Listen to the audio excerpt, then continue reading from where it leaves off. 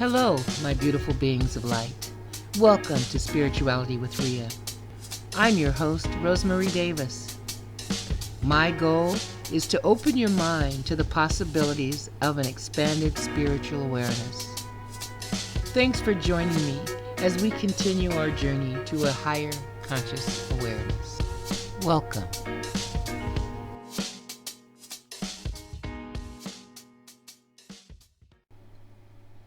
Good evening, my beautiful beings of light, and thanks for joining me on this episode of Spirituality with Rhea. Today we'll be discussing the soul, the spirit, and metaphysics, and how to use these 7 principles to take control of your life. Sit back, take notes, and leave a comment or two. Feel free to share. We'd love to hear your ideas on future topics. And now we begin. The soul. The soul is the animating energy of being. Your soul is who you are. The soul is the animating force or the power for the desires or the manifestations that are created by the feelings or your beliefs that you hold within.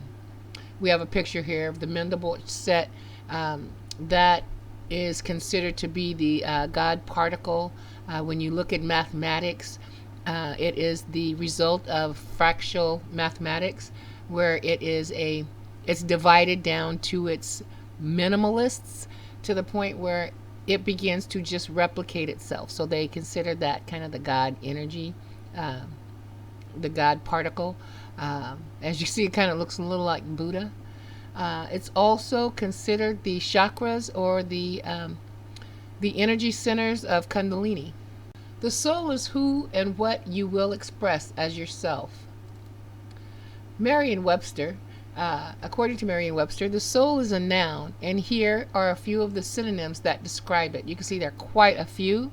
The psyche, the inner self, the ka, the id, the atman, your animation, your ardor, the warmth or the spiritedness, your fervor, your personification, the quintessence, symbolization, the exemplification, the representation or the likeness, your immortal living soul. Also, according to Merriam-Webster, there are only a couple of things that don't describe the soul. However, we tend to use these terms anyway.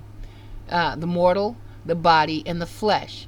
That describes the animated or the material side of man, not the soul or the spirit. However, like I said, we do use these terms in describing a person. The soul tends to travel when you are asleep and when you die, and that's your body stays put. So that's a good representation there of your body being separate from your soul. Descriptions of your soul include, according to Merriam-Webster, they've given us 3 examples, and I'm going to just quickly cite them each one. Example 1 is the spiritual or immaterial part of the human body or animal, regarded as the immortal part. And that's where you'll get those synonyms for psyche, id, the pneuma, the anima, and so on. And again, that's where they tend to use the body or the flesh as a description. A person's moral or emotional nature or sense of identity, as in the depths of her soul, she knew he would betray her. So she had a feeling that would happen. The soul's expression of energy. The energy of the soul, a couple of examples of that. Emotional or intellectual energy or intensity, especially as revealed in the work of art or an artistic performance, like their interpretation lacks soul. It didn't have that vibrancy. It didn't convey the energy that was represented by what they were trying to show.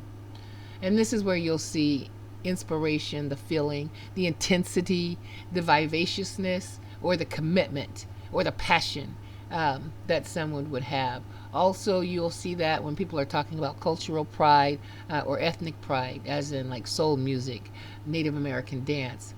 Chinese martial arts is another form of energy and passion that demonstrates ethnic pride, simply because in its early beginnings, martial arts was handed down from family to family to family member.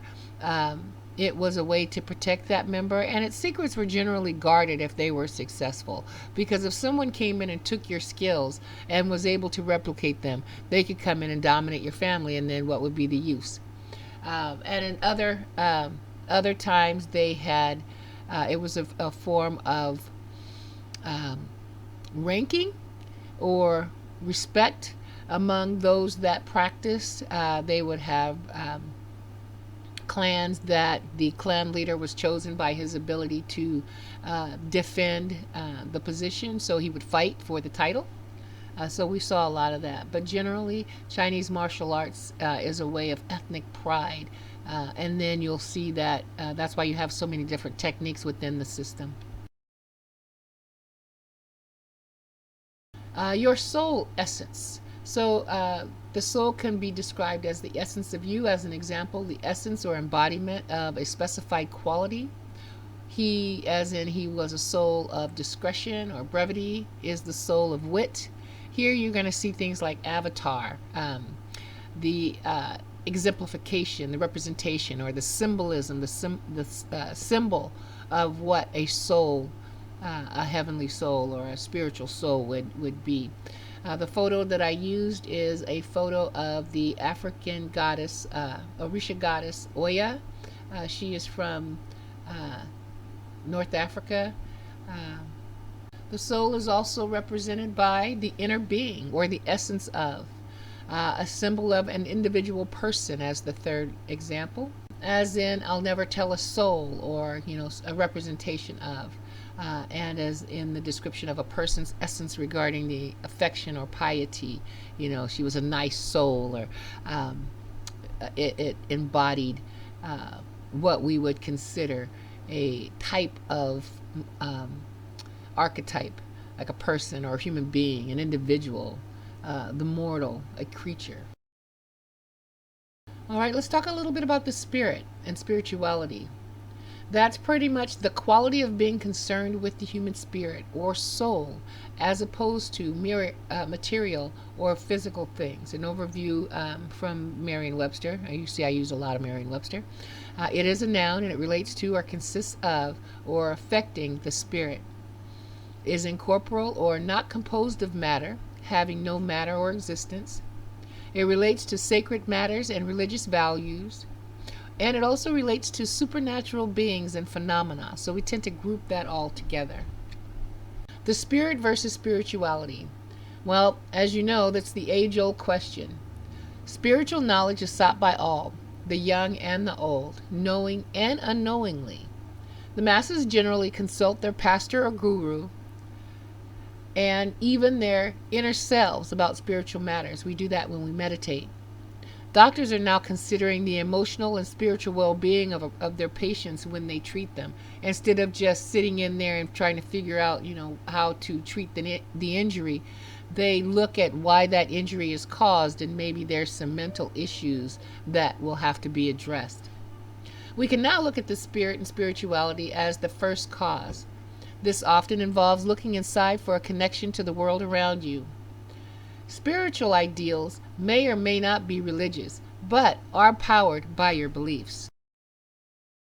Here's an introduction to metaphysics. It's a branch of philosophy that deals with the first principles of things, including abstract concepts such as being, knowing, cause, the identity, time, etc.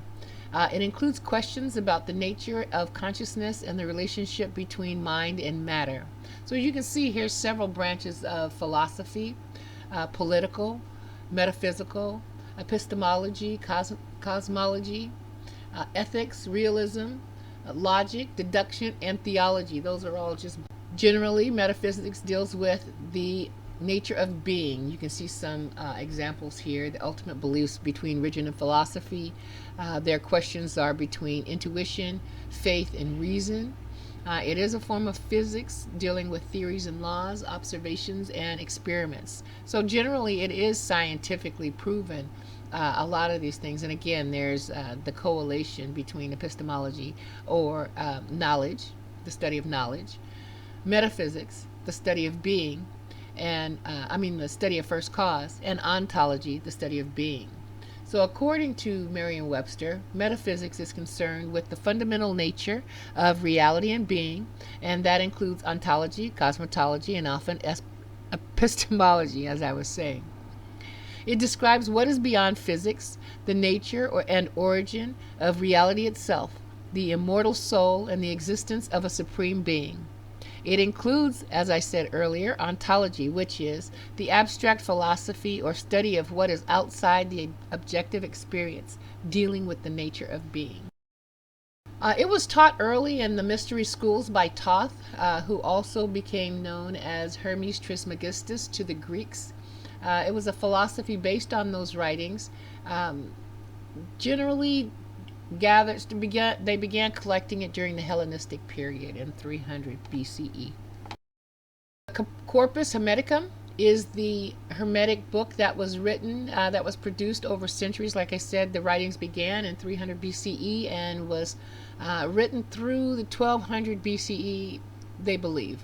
It was spawned in the early philosophies in the 15th century, which was inspired by Marcello Finino and Lodovico Lazzarelli, their translation of the Corpus Hermeticum. This book also introduced the technical philosophies of the study. Paracelsus in 1494 through 1541 AD produced the medical treatise that we still use today. Other disciplines came from this book, included astrology, alchemy, and magic. There are 7 principles in Hermeticism. How do these principles affect your life? Well, these 7 principles are ancient guidelines to empower your inner being and transform your life. This philosophy is esoteric, meaning hidden, and must be applied to your daily life. No one can live these principles for you. The law of attraction is primary to these principles. So you hear a lot of people talk about a law of attraction because we want to bring things to us quickly. But it's important to learn all 7 of these principles and how they affect your body, because you can do some real damage if you don't know, if you only do one part of it. Because like I said, if there's 7 and you only know 1, you're totally out of balance, and you'll leave your karma and everything, your vibration and everything else out of balance. Metaphysics deals with the first cause, a supposed ultimate cause of all events which does not itself have cause. Most identify this as God. You are the first cause of what happens in your life. Thought, imagination, it designs your life. Belief, positive or negative, energizes your manifestation. And your feelings or your emotion equals your esoteric or your spiritual motion that creates. You must consciously be aware of how you're applying these techniques at all times. The universe doesn't know whether you're conscious of your thoughts or not. Therefore, unconscious thoughts can be harmful to yourself and to others. The Hermetic principles. These are principles of life. Your soul moves within these principles to experience the spirit and to manifest your world. These principles are the laws by which our worlds are created. The soul is subject to each of these laws. The soul provides the seed and the energy to manifest how and what is experienced in your world. These are universal principles. With an understanding of these principles, you can take charge of what is created in your life instead of being a victim to them. These principles include the principle of mentalism, the principle of correspondence, the principle of vibration, the principle of polarity, the principle of rhythm, the principle of cause and effect, and the principle of gender. By learning to use these principles, you manifest your desires, achieve joy and harmony in your life, and help create a world that is in balance with the universal order. The principle of mentalism. The all is mind. The universe is mental. This means that the universe itself, at an underlying and fundamental level, is mental. That all phenomena of life, matter and energy of the material universe are thoughts of the infinite and universal, the living mind. What does this mean to your life? Well, it describes the universe as being akin to a mental projection. Manifestation is all about using your thoughts or your imagination to shape your reality. For anything to be, a thought must precede it. The principles of correspondence. As above, so below. As below, so above. What you believe is. When you believe something, this is the way it is, and this won't change until you change your mind. This thought or belief is your creation. However, it can be created by others, your community, televisions, etc. It is how you will manifest what will develop in your life. If you believe what you desire in your life is good and deserving, what you will manifest will turn out good for you and all involved.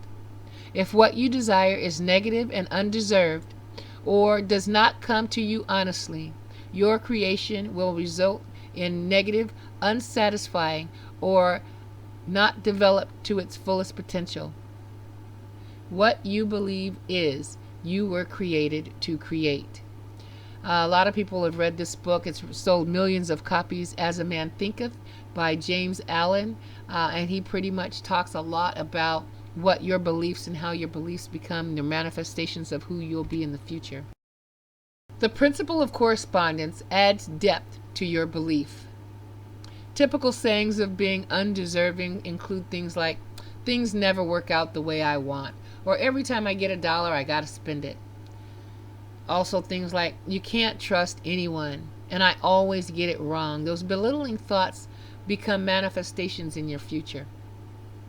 What is your level of faith? The principle of vibration. Nothing rests. Everything moves. Everything vibrates. This is the energy of creation. It's the energy that will define how clearly your manifestation will be expressed. This vibration is generated by your feelings. The stronger you feel about something, the stronger you will manifest your thought about it. Balance of your feelings about people and things, your inner vibrations, positive and negative thoughts, are the powers that energize your manifestation. Positive energy will energize the expression of what you create, and the outcome of the creation will be positive, usually better than you visualized. Likewise, if you vibrate negative energy, this shapes your desire, fear, hate, jealousy, etc. As you see this energy to build your creation will have negative results for you and your relationship with the other person involved. And I use an example here of a tuning fork because your energy resonates with others similar to yours. And so if you're putting that out there, that negative energy out there, you will draw those people to you. As the example of the tuning fork. Tuning fork A resonates at a certain tempo. Eventually, tuning fork B will begin a sympathetic vibration to resonate at that same tempo. The principle of polarity. Everything is dual. Everything has poles. Everything has its pair of opposites. Like and unlike are the same. Opposites are identical in nature, but different in degree. Extremes meet. All truths are but half-truths. All paradoxes may be reconciled. Everything has two sides, two aspects, and two poles. For an example, love and hate, hot and cold, good and bad, heaven and hell. They are all two opposites of the same pole. Just about everything that man deals with, day, hollow, dry, have its opposite. Female, night, solid, dry, moist, summer, winter, birth, death, large, small. The principle of polarity is the side of the pole that your manifestation will be expressed, good or bad. The goal is to develop balance between the two in your life and not to swing on an emotional pendulum between the two from moment to moment. Bipolar is an expression of polarity that's indiscriminate highs and lows continually. You choose your desired experience with your response, so it could be either negative or positive. The principle of rhythm. Everything flows out and in. Everything has its tides. All things rise and fall. The pendulum swing manifests in everything. The measure of the swing to the right is the measure of the swing to the left. Rhythm compensates. The best way to describe this is to imagine using a certain amount of energy to push an object, resulting in the similar amount of energy occurring to draw that object back to you. I've got a couple of examples here. This girl here, in one picture she has on skates. In the other picture she does not. The first picture she does not. So when she pushes the ball, she has friction because she doesn't have wheels on her feet that causes her to move when she pushed that energy out. So she's able to just throw that ball and it will come back to her in the same rhythm that she threw that ball out. So if she threw it up hard, it's going to come back hard. If she threw it soft, it's going to come back soft. With roller skates on, taking away that friction, the girl pushes the ball, she also slides backwards at that same amount of speed that she threw the ball forward. That's that inertia. This is the same way that thought works. Some call this karma. Generally, what you put out into the world comes back to you in equal and energetic force and degree. Yesterday's thoughts are today's desires that are being shapen, then manifested as your experiences of tomorrow. Positive thoughts flow out, connect with positive energy of the universal all, and benefits you, your community, and all associated with the desire.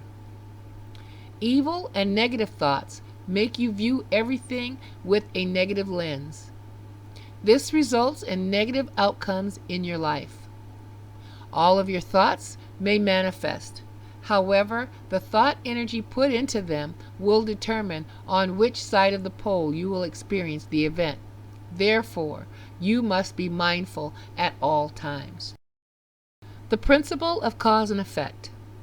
Every cause has its effect. Every effect has its cause. Everything happens according to law. Chance is but a name for a law not recognized. There are many planes of causation, but nothing escapes the law. Our view is limited to a cause that we can see or recognize, which is usually 1 or 2 steps removed from the event. However, there may be multiple causes that allow something to be manifested in a certain way. The same can be true in how something is affected by an action or a cause that we may not even pay attention to. You are the cause of what happens in your life. Thoughts, words, and actions are the warehouses that hold all of what you desire, think, and feel. It is the material that will be molded into what will be manifested in your life. The more you believe something, the more likely it is to occur, whether you are conscious of it or not. The speed that your manifestation develops depends on the amount of energy that you build into your possibilities. The principle of gender. Gender is in everything. Everything has its masculine and feminine principles. Gender manifests on all planes. This relates to feminine and masculine energies that manifest everything. This is not a physical sex, but the positive and negative energies in the universe that creates your desires. A representation of this is electricity, where you must address the positive and negative energy connection to produce the energy for a light to work. In the world of yin and yang, we have feminine and masculine qualities listed here. The feminine qualities represents patience, passivity, internal energy, introspection, compassion, nurturing, creativity, synchronicity, soft. If it's out of balance, things like excess, neediness, confusion, martyrdom, and depression could occur. In the yang world, in the masculine, we have things like active, external energy, assertion, valor, movement essentially, dominating, initiating. It's kind of a left brain consciousness. They're very conscientious, certain. Can be a little hard. If it's excess, they could be forceful, rigid, dominating, and have a little anxiety. Controlling your thoughts is important because the universe doesn't know whether your thoughts are intentional or not. Your mind is always generating thoughts. So you must be mindful of the energy that you're using to power those thoughts at all times. If the pairing of this energy is not done in a balanced way, it can be very tragic and even deadly to the human body. For instance, when you send out negative energy against someone, that negative energy comes back to you with equal results, even if it's just a fleeting thought or a feeling. You must quiet the mind. Be mindful of your thoughts, then take control of them. Don't allow your thoughts to run wild and be unattended. We are emotional beings, but we must focus our thoughts and allow them to flow through the love energy of the heart. Now, if you do want to manifest your desire, you must first know what you want. State your desire. Be clear. See in your desire that it's completed as thoroughly as possible. Sit and do this many times. Don't try to sit and force the thought on how it's going to happen. Just see the desire completed. What does that desire fulfilled look like? It is important not to control this manifestation. Once you visualize it, forget it. Believe and have faith. It is provided to you as you believe. What are the benefits of studying Hermetics? Most have heard of the law of attraction, but few realize it builds upon the ancient Hermetic principles. This is putting out good thoughts and energies to get those energies in return. Essentially, in my opinion, Hermeticism boils down to taking control of your life by creating the thoughts and actions that manifest your desires in a way that is in harmony with the energy of the universe. The spirit permeates all aspects of the physical world, and mind is the underlying energy creating everything. To leverage this power is to be aware of your thinking habits and what they are creating in your external life. By doing so, you will be in a better position to apply the remaining 6 principles to improve your personal, your career, your love life, and your financial abundance. Self-reflection or self-gnosis is self-knowing, and it is an important part of the journey toward enlightenment and to a higher consciousness. Self-study and inner awareness are an important part of becoming the master of self. With examination and practice of these principles, you will see how you can find the best connection to the world surrounding you. Achieving balance in your energies will improve your health and well-being. To learn more on the soul, the spirit, and metaphysics, I recommend reading Metaphysics for Everyone, Spiritual Truths in Simple Terms by Connie Mendez.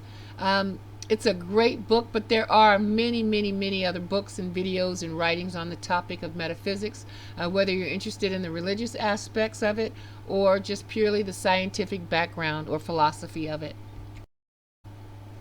Another book that I recommend is The Kybalion, a study of the Hermetic principles of ancient Egypt and Greece by the 3 initiates. Now, this book was originally published in 1908 by the 3 initiates.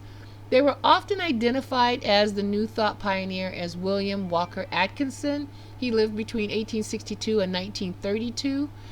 The book purports to convey the teachings of Hermes Trismegistus, a modern Hermetic tract.